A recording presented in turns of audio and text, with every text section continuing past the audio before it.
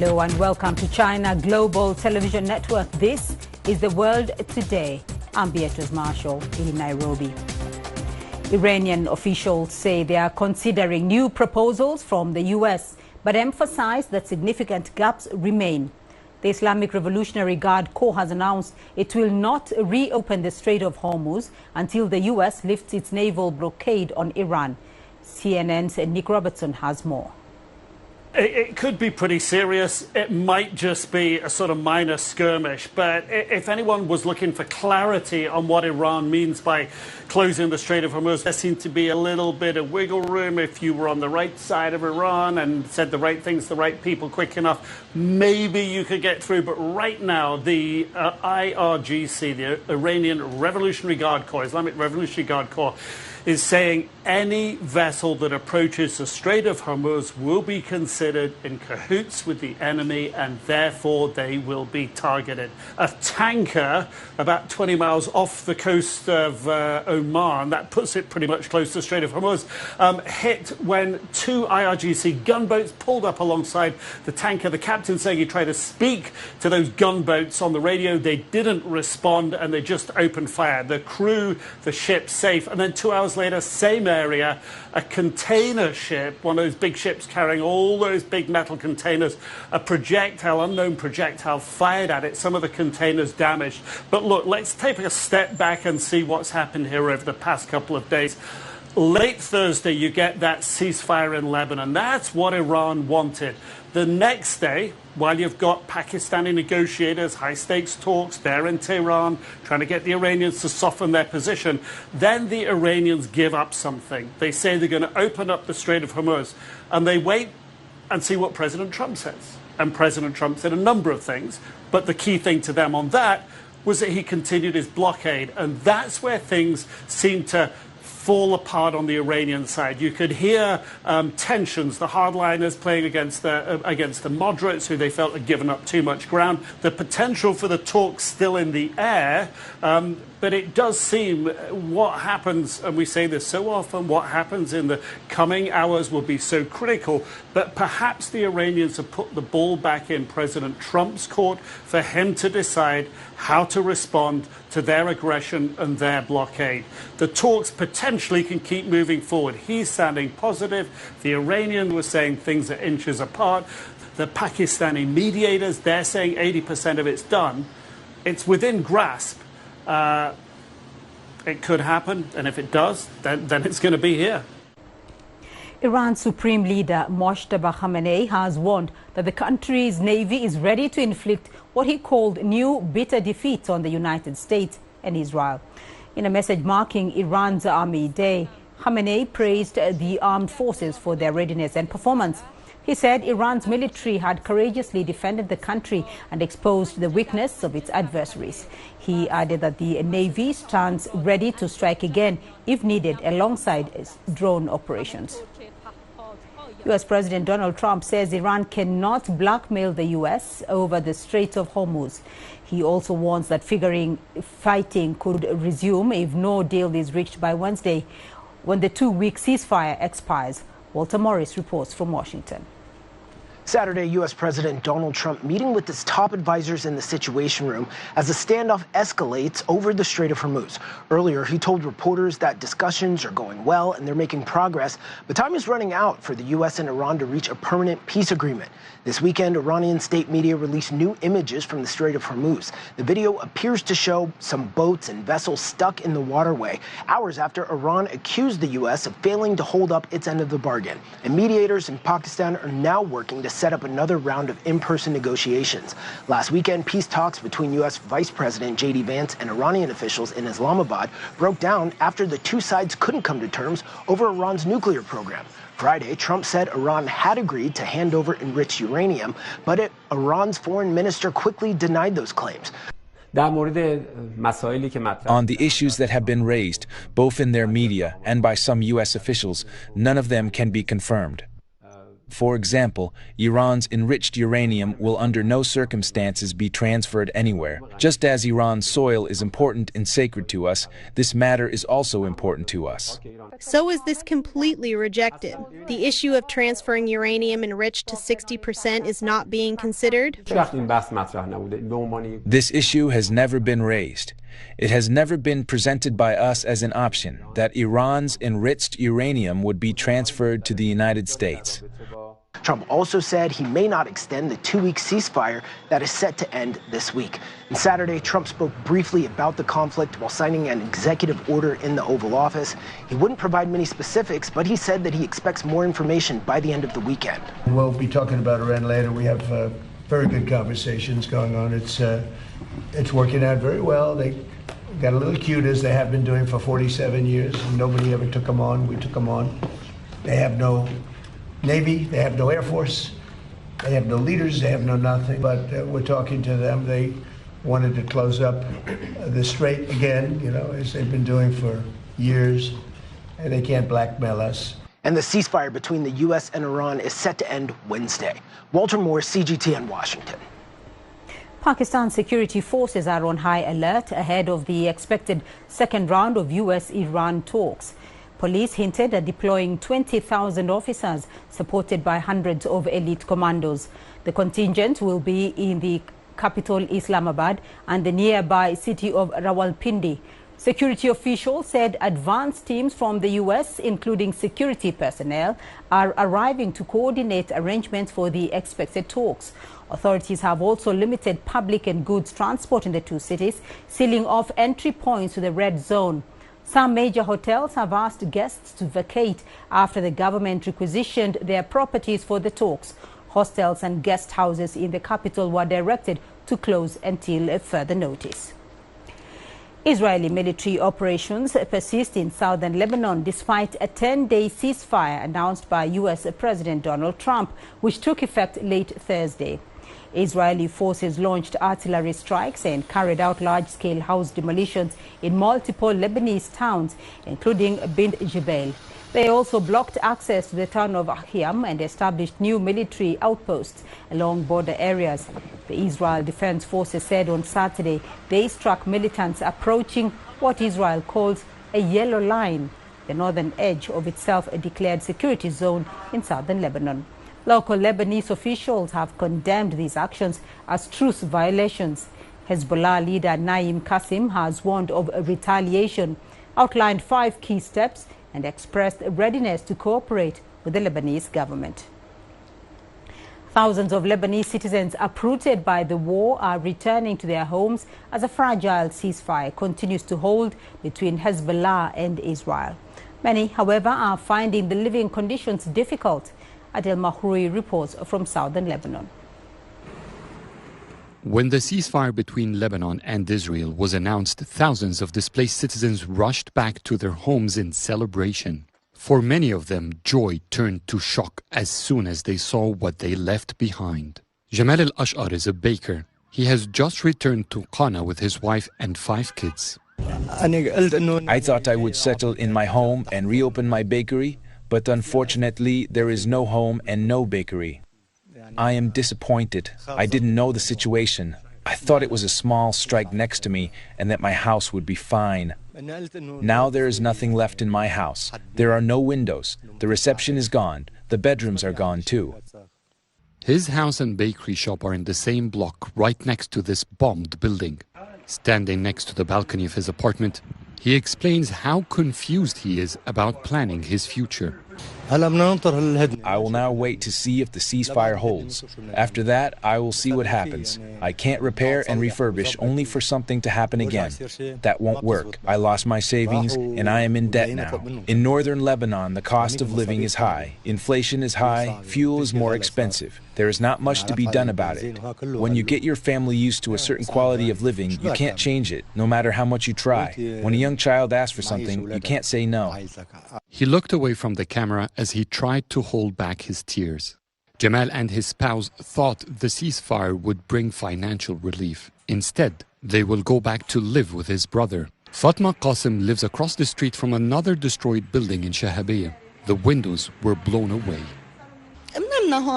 We slept anyway. What else could we do? We're used to wars keeping us awake. We also had to clean the house. There was a lot of dust, glass and rocks.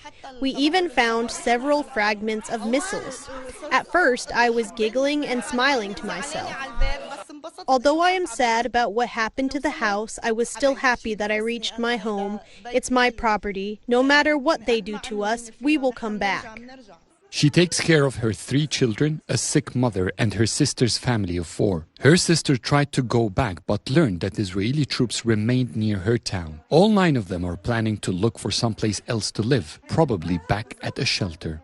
There are no services, no electricity, no generators, no internet, no water. Nothing gets here. Even vegetables, there aren't any. I went to a kiosk. They didn't have anything. This entire neighborhood is cut off from life. The gallon of water I have, if we finish it, I can't replace it. There are no pharmacies. This child is on medication. My mother needs medication. The mountains of Lebanon are welcoming residents for the first time since early March. They've been under heavy Israeli bombardment. The trip back home for many people is turning out to be a gamble, a future filled with unanswered questions. Adil Mahroui, Shahabiyya, Southern Lebanon. And that is it for this edition of The World Today. I'll be back shortly with more news from the continent in Africa Live. Thanks for watching.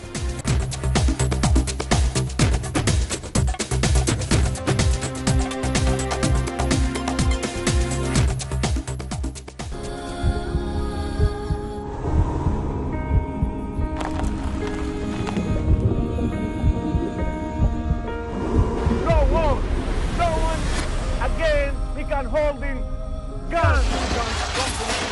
Towards protesters.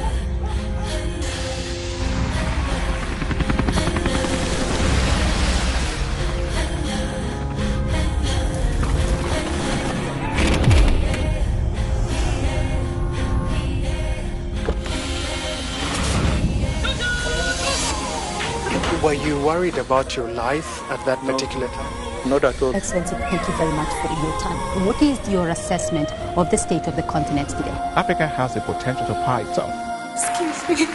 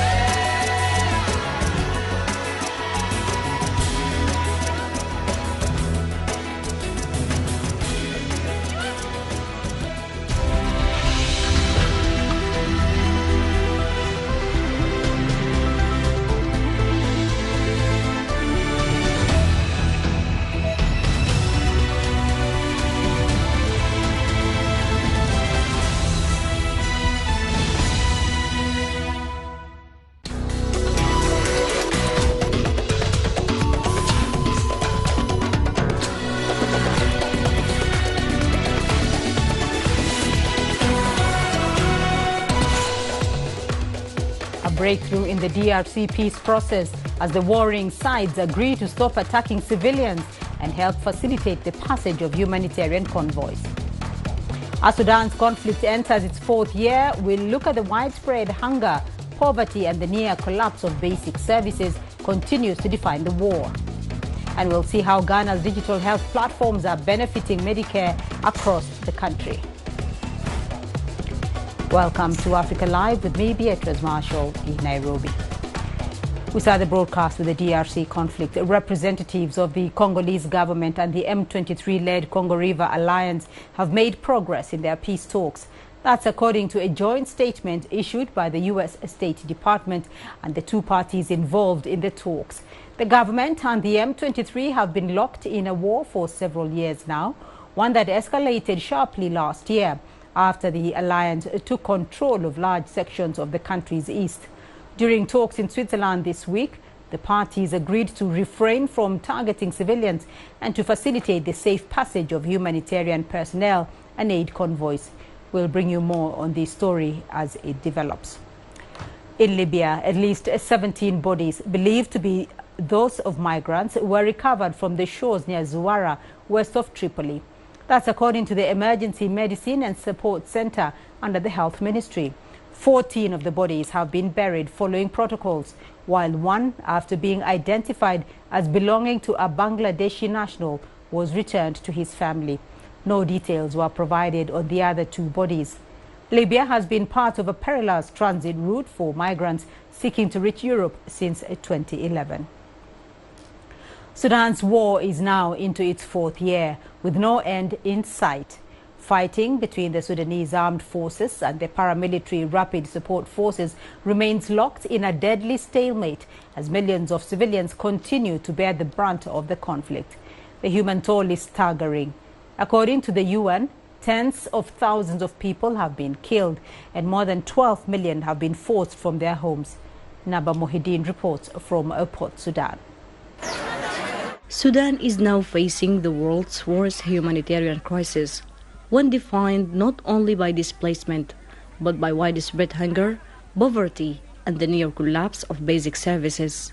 Across large parts of the country, hospitals are no longer functioning, schools remain closed, and access to clean water is increasingly limited. Aid agencies warn that gender-based violence is also on the rise, with women and children among the most vulnerable. We need to do much more. And what we really need from the international community are two things. One is access. We need all sides to facilitate much larger volumes of humanitarian assistance and make sure that we can reach all people in need across the country. And second, we need money. We need much more funding in order to scale up this operation. Despite the scale of the crisis, international attention appears to be fading. Funding shortfalls have left humanitarian operations severely under-resourced, forcing difficult choices about who receives assistance and who is left behind. Analysts warn that without renewed diplomatic pressure and sustained global engagement, Sudan risks slipping into a prolonged and largely forgotten conflict, one where suffering continues largely out of sight. I do not believe, given all the indicators on the ground, that there are any prospects for a solution or that the warring parties have a genuine will for peace. They're not thinking about peace, but rather about how to strengthen their tools to continue the war. The world appears to be preoccupied with other issues, and donors seem to no longer be as generous as they once were.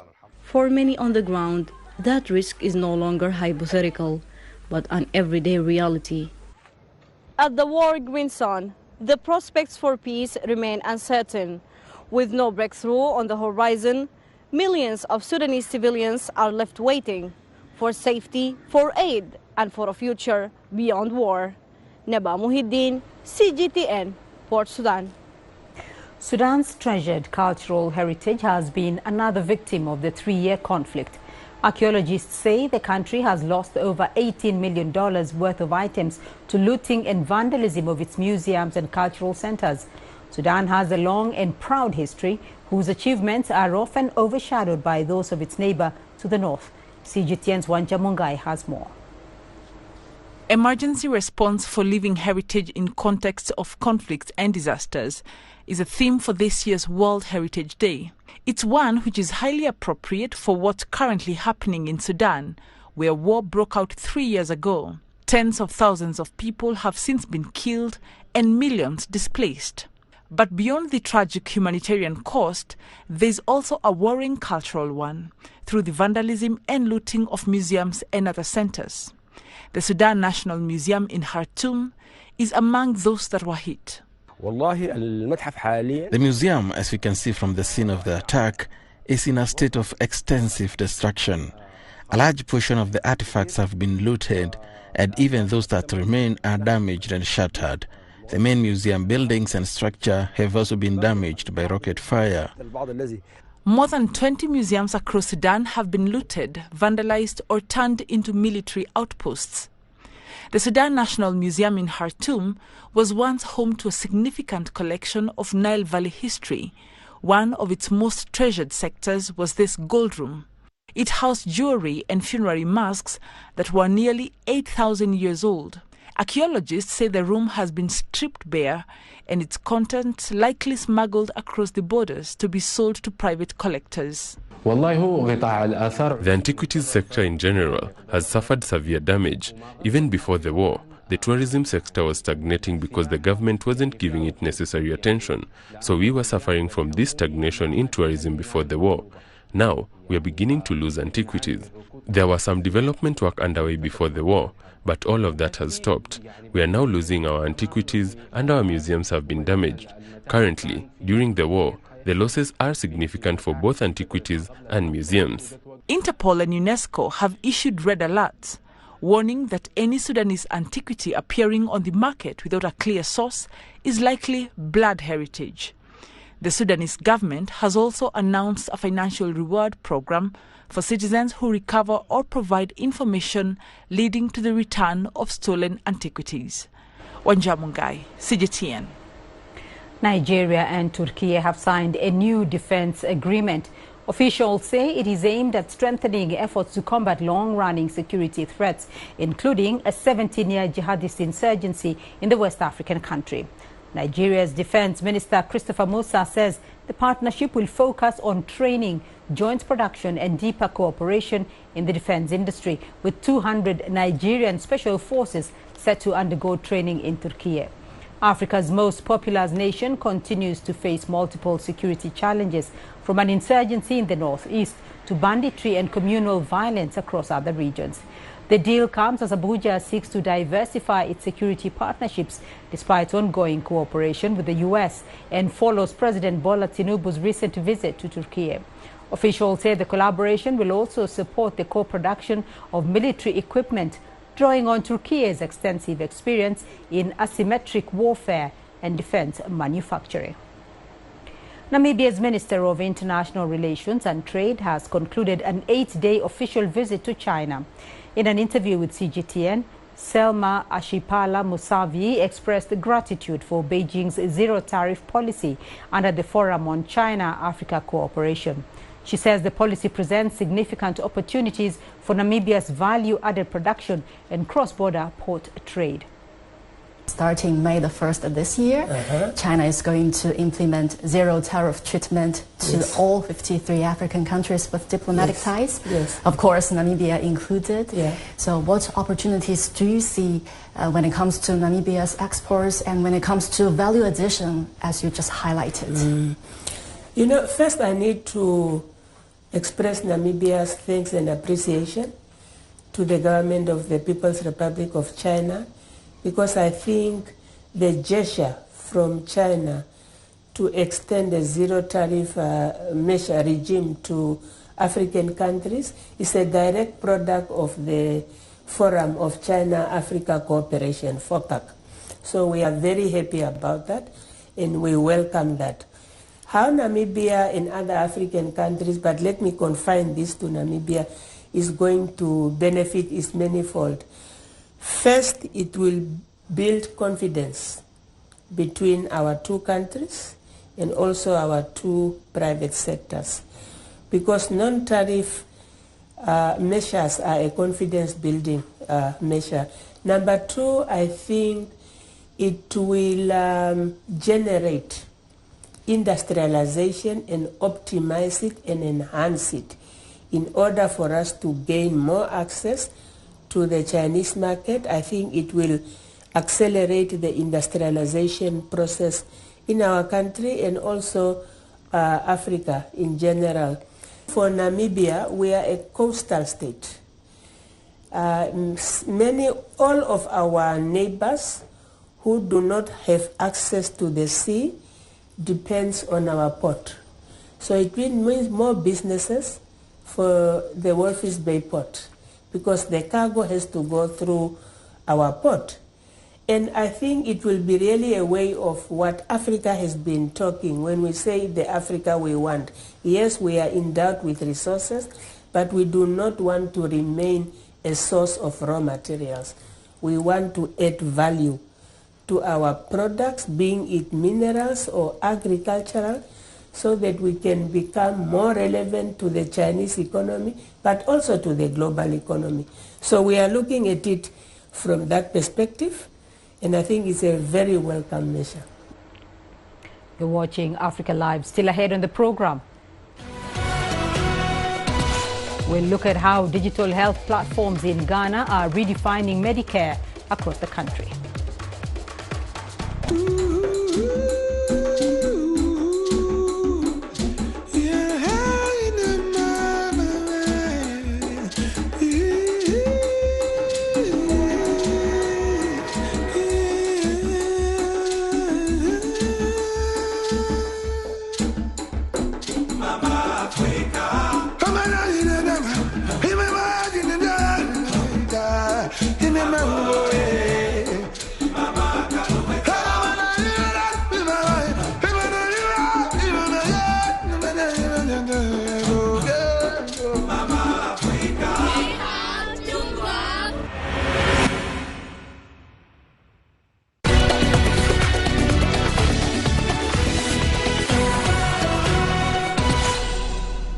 In Ghana, a growing number of people are turning to their mobile phones for medical help.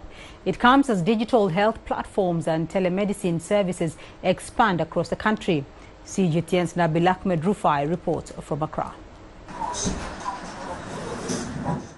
Radia Bello says she's been using her smartphone for healthcare needs for 2 years now. The process is very simple. So I just open the app, book an appointment with a doctor, and then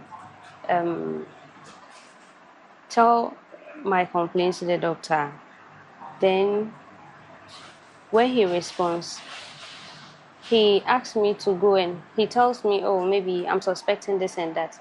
So then he asks me to go and run some labs at the lab. I do the confirmation, and then he prescribed medication for me to go and buy at the pharmacy. In Ghana, there is about one doctor for every 8,000 people, far higher than the World Health Organization's recommendation of one doctor for every 1,000 people.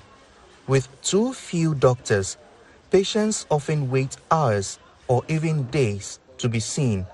Bello says the convenience of health apps makes it easier to seek care early before conditions worsen. It has saved me a whole lot of time, because looking at me going to hospital to queue and all that, at the end of the day, maybe by the time I even finish my labs, the doctor I met in the morning has left. You've got access to resources, you posted what's on your mind. That's the first stages of healing. Brian Jansi is one of the innovators behind this shift. He has developed a mobile platform focused on mental health care. The app connects users with licensed therapists, offering privacy and flexibility in a country where mental health services are still limited. When you download the app and you come on it, you create an account. Your name, we give you a name and we call it Novi, which means friend. You can access the counselors, and there are about 2 different types of counselors. We have the lay counselors, these are your church counselors, your school counselors, or the professional ones who have certification with the Counseling Association. Jansi says the mental health app is helping people cope with depression and anxiety, and it's also helping to break the stigma around seeking help. Innovators want the government to integrate these platforms onto the national healthcare system. It's about increasing the trust level. So if somebody knows that I can have the same service and maybe National Health Insurance can pay for it on my platform, and well, it makes it easier for them to want to access health online. So we don't have our hospitals overbooked. Radia Bello agrees. She believes that nationally backed online healthcare services can strengthen Ghana's healthcare system and help save millions of lives in underserved communities. Nabil Ahmed Rufai, CGTN, Accra, Ghana. A Guinean patient who spent 4 years seeking treatment without success in his home country has recovered after receiving care in neighboring Sierra Leone. The case is highlighting the growing importance of international medical partnerships in West Africa. Experts say they provide not only treatment but also training and guidance. Erikawa reports from Freetown. For years, Mamadou Lamran searched for answers, but his condition remained undiagnosed. Then he traveled to Sierra Leone, where he got admitted at the Sierra Leone-China Friendship Hospital. I came here when I was very sick. My feet were swollen, my chest felt full, and my stomach was swollen. But since I arrived here less than a week ago, and they started giving me medication, I have been getting much better. All the swelling has gone down. I was unable to sleep, but now I sleep well. I was unable to eat, but now I eat well. They have very good medication. At the hospital, specialists diagnosed and treated a life-threatening cardiac condition. When he came to me, I introduced his condition, and he feels the condition of his body is very serious and he needed more efforts for therapy. After therapy, now he's very satisfied with our work. Ba's son, who lives in Sierra Leone, says the illness has strained the family and affected their work. So after a recommendation from a friend, they brought him to Sierra Leone when treatment in Guinea failed. Since we came to the hospital, we thank God. We consulted the doctors and they conducted all the necessary tests. The results came out and they prescribed medication. We bought the medicine and he is taking it. We thank God. We have seen results in the past few days here in the hospital. Medical staff say he is set to be discharged in the coming days, with plans to return to Sierra Leone for follow-up treatment. For Ba and his family, this is a turning point in his life. For health officials here at the Sierra Leone-China Friendship Hospital, they see the move as a great one in reflecting and building on Sierra Leone and China Health Cooperation. Erikawa reporting for CGTN in Freetown, Sierra Leone. And now to Cote d'Ivoire, where Brazil has been a guest of honor at a major cultural event in the capital, Abidjan. The market for African performing arts is into its 13th year and brings together some of the continent's most exciting creative talent. But organizers say an injection of flavors from other parts of the world ensures it's unique in the region. CGTN's Sharon Baranga reports. Abidjan has been buzzing with the energy of the performing arts. For 1 week, the Ivorian capital was the beating heart of African creativity and diaspora expression, as it hosted the 14th Market for African Performing Arts, or MASA. This year's edition shone a spotlight on Brazil and Morocco, two nations that bring their own distinct identities into dialogue with Africa through music, dance and cultural heritage. From Brazil, vibrant samba rhythms and the dynamic art of capoeira captivated audiences. Performers used movement to tell stories of resistance, celebration and cultural fusion. Today we performed capoeira, which is like a Brazilian martial art, and samba, which is the heart of Brazil. MASA is a treasure trove of cultural exchange between Brazil and all African countries. It's a rich experience. It's brilliant. Those who didn't come have missed out. The Brazilian performances left a strong impression, introducing audiences to new artistic expressions. But MASA is more than just a stage. It's also a meeting point for industry professionals. Here, partnerships are built, emerging talent is discovered, and the future of Africa's cultural industries begins to take shape. Being an artist isn't easy. We need support from authorities and businesses to reach the required standard and become better. While Brazil brings rhythm and movement, Morocco offers a rich cultural immersion. Its delegation blends tradition with modernity, showcasing theatre, craftsmanship and iconic attire like the kaftan. Through exhibitions and business-to-business meetings, cultural bridges are being built. There were cultural days and B2B meetings to discuss all aspects of culture between Morocco and Côte d'Ivoire, to identify common ground and differences so that we can move forward together. For many spectators, the presence of Brazil feels deeply personal, highlighting shared histories and cultural connections across continents. I have a special connection with Brazil. It warms my heart to see Brazil here at home. I love this culture. I love samba, capoeira, and of course football. Brazil is a country that has always embraced its African heritage. So seeing its traditional dance up close, you really feel the weight of history. You get the impression that these are people who are like us. In a world searching for connection and meaning, Masa stands as a reminder of the power of the arts, a place where borders blur, cultures meet, and Africa's story continues to unfold on its own terms and on a global stage. Sharon Baranga, CGTN.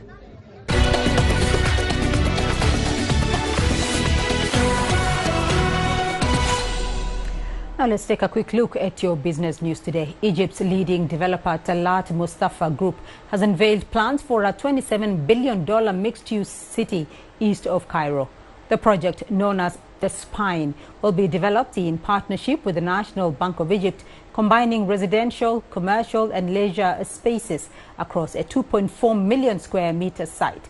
Chief Executive Hisham Talat Mustafa says the development, equivalent to about 1% of Egypt's GDP, is expected to generate significant tax revenues and create over 55,000 direct jobs.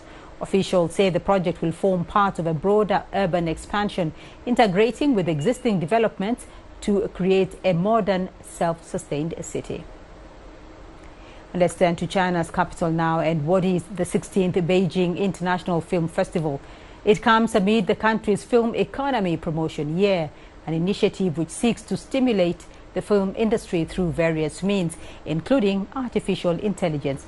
For more on this, our reporter Chen Lanyo had a chance to sit down with Gong Yu, founder and CEO of IQYE, one of the world's largest online video sites. What role do you think event like the Beijing International Film Festival has played in promoting the development of Chinese cinema as well as cross-cultural film exchanges?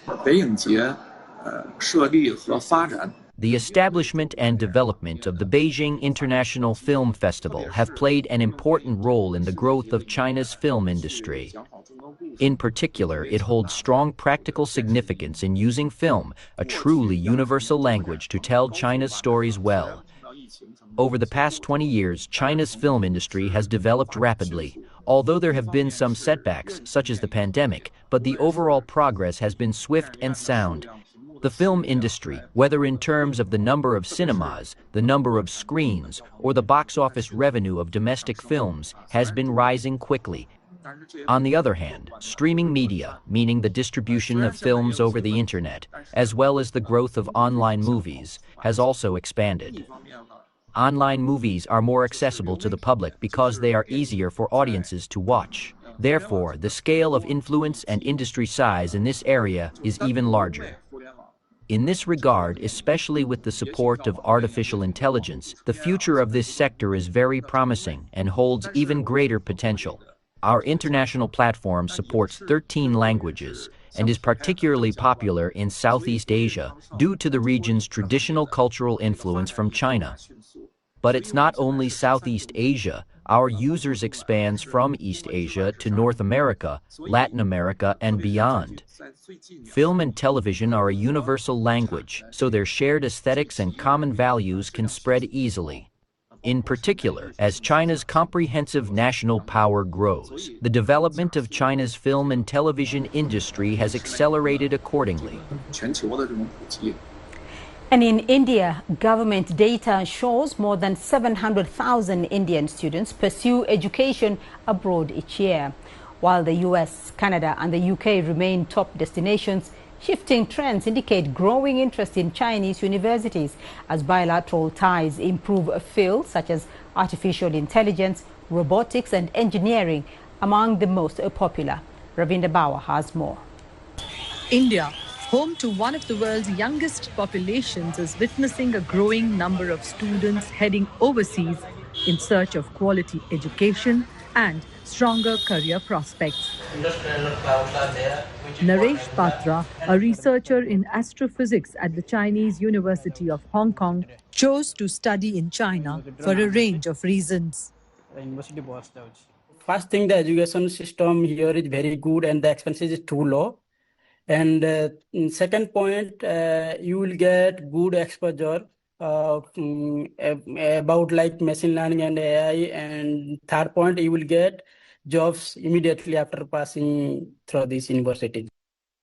There has been a noticeable surge in inquiries from Indian students for courses in engineering and artificial intelligence.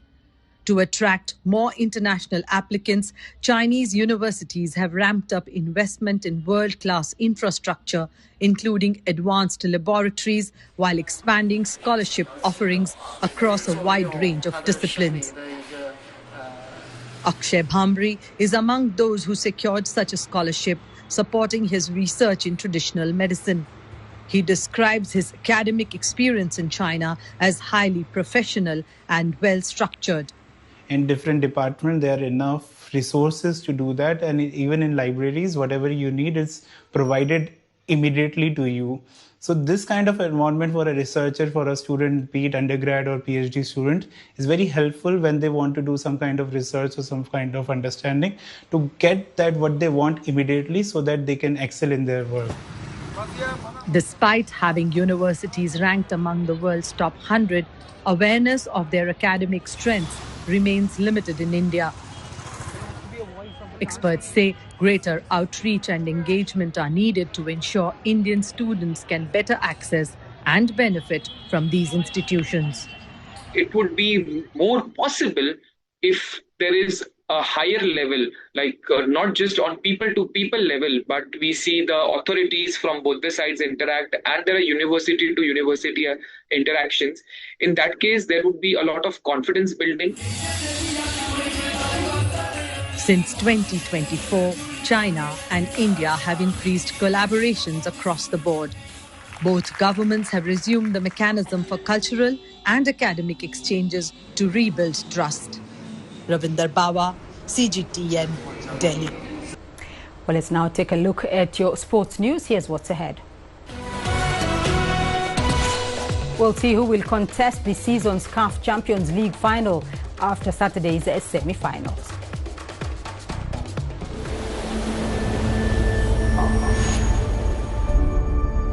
How would you create your legend? On the fields, on the tracks, in the arenas of Africa. Were you born to be a player? Could this moment be yours?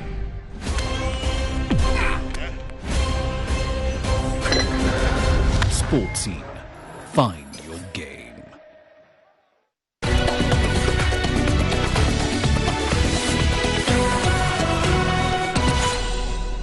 And we begin your sport with the CAF Champions League. Mamelodi Sundowns have booked their place in the final for the second successive season after a 1-0 win on the day and a 2-0 aggregate victory over the Tunisian side Esperance of Tunis. Holding a narrow 1-0 advantage from the first leg in Tunis, the South African Giants entered the return match full of confidence. However, they were tested on multiple occasions as Esperance looked determined to overturn the deficit. The Sundowns got the all-important goal late in the first half after Colombian Brian Leon was judged to have been fouled in the box by the keeper. Leon's penalty was initially saved, but he pounced on the rebound. While the Sundowns will play Asfar of Morocco in the final after the Rabat-based side held off a spirited performance from Moroccan rivals Berkane on a Saturday night. Asfar came into the second leg with a 2-goal advantage. The home side pulled one back just shy of the hour mark, but could not find a second to push the game to extra time. It's as far as the first time to reach the final. And elsewhere, Kenya are on course to return to the FIFA Under-17 Women's World Cup after crushing Namibia 5-0 in the second leg of the first round qualifier in Nairobi on Saturday. The result sealed a resounding 7-1 aggregate win. Brenda Acheng was a star at Ulinzi Sports Complex with a hat-trick. The junior starlets were kept at bay in the first half by the Baby Gladiators goalkeeper Sylvia Tunga, who stood tall with a string of fine saves. However, the floodgates opened in the second half, with Acheng netting the opener just a minute in. Emily Adhiambo doubled the lead in the 54th minute before Acheng added another moments later. She completed her troubled 9 minutes from time, and substitute Elizabeth Opio completed the rout in stoppage time. Kenya, who made their Under-17 World Cup debut in 2024, advanced to play Uganda in the second round. The third and final round of qualifying is slated for July. The World Cup is in Morocco later this year, and both coaches spoke after the match. First of all, we had changes in the first 11, and of course we adjusted the tactical subs that gave us something better today. For the next step, we will prepare because it's not going to be a tough. It's going to be a tough match, but we will prepare well for it. We need to play more regular competition. We need to play more at this level against quality opposition such as this. But I'm super proud of my girls, super proud in the way they fought. Yes, the scoreline